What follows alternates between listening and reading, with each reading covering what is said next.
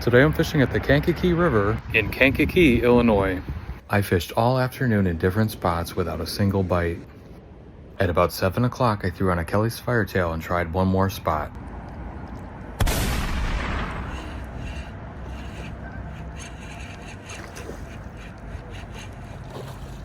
Alright, first catch of the day and first catch in the Kankakee River.